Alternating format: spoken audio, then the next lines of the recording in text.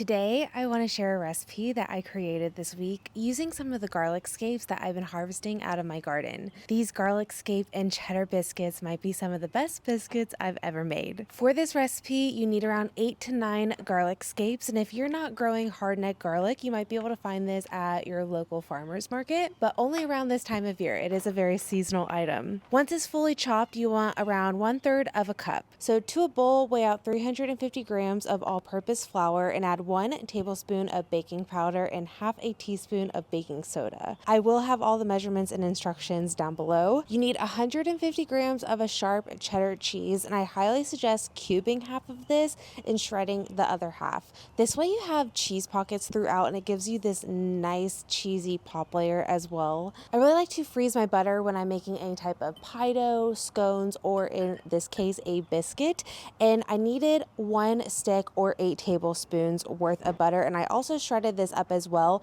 Shredding your butter and doing it for recipes like this, it just incorporates really easily. I added everything to my flour and other dry ingredients and just mixed it around with a fork to kind of coat everything with the flour, and now we have our wet ingredients. So I am weighing out 150 grams of milk and 150 grams of sour cream. I whisk this together and then I add this to the dry ingredients, and then I mix everything up and I just kind of knead it on a floured surface till everything comes together, and then I flatten out my dough until it's about 1 inch in height. Taking a 3-inch biscuit cutter, I cut out all of my biscuits, place in the fridge for about 20 minutes just to allow that butter to re-chill, and preheat your oven to 425. Once the 20 minutes is up, you want to bake these for 25 minutes. When you have 5 minutes left, pull them out and brush with some melted butter, and then also sprinkle some flaky salt on top and put them back into the oven. This will just make them nice and golden and just add so much more flavor. I highly suggest